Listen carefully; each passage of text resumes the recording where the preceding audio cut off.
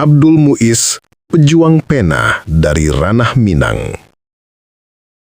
Tahukah kamu bahwa di balik kemerdekaan Indonesia, ada seorang pejuang yang tidak mengangkat senjata, melainkan menyalakan bara semangat bangsa lewat pena dan kata. Dialah Abdul Muiz, putra Minangkabau dari Sumatera Barat, seorang cendekiawan, jurnalis, diplomat, dan nasionalis sejati. Pelajar STOVA dan kesadaran awal. Di masa mudanya, Abdul Muiz menempuh pendidikan di STOVA, sekolah kedokteran di Batavia. Namun di sanalah, ia menyaksikan ketidakadilan kolonial, bagaimana pribumi dipandang rendah oleh kaum Belanda.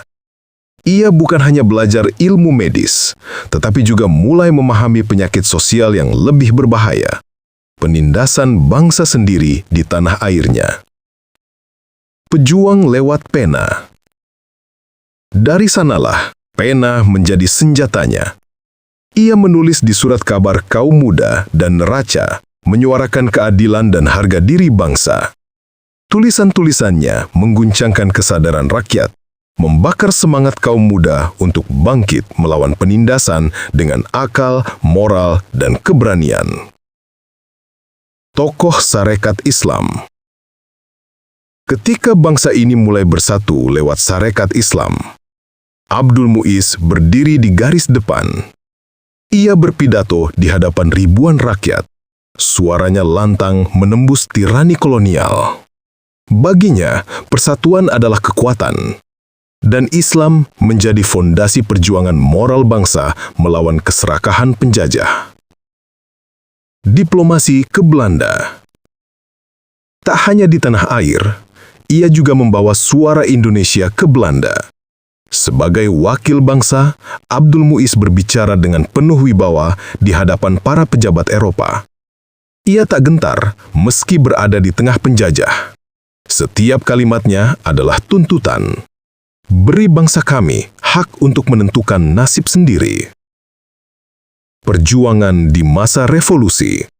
Ketika Indonesia memproklamasikan kemerdekaan tahun 1945, Abdul Muiz kembali ke tanah kelahirannya, Sumatera Barat. Ia menggerakkan rakyat, mengobarkan semangat juang melawan penjajahan yang belum sepenuhnya usai. Di antara bendera merah putih dan pekik merdeka, Abdul Muiz berdiri tegak, bukan sebagai pejabat, tapi sebagai pembakar semangat kebangsaan. Akhir hayat di Bandung. Menjelang akhir hayatnya, Abdul Muiz menetap di Bandung.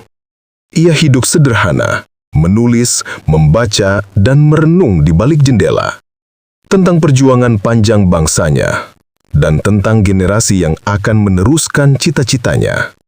Pada 17 Juni 1959, ia berpulang dengan tenang. Namun jejak perjuangannya tetap hidup dalam setiap kata dan semangat bangsa. Warisan abadi. Kini, nama Abdul Muiz bersinar abadi dalam sejarah Indonesia. Pena emasnya telah menulis bab awal kesadaran bangsa. Dari ranah Minang, semangatnya menjalar ke seluruh Nusantara.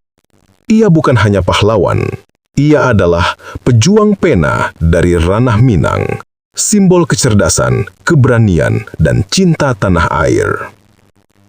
Abdul Muiz, pejuang pena dari ranah Minang. @gladiator neraka. Like, comment, subscribe.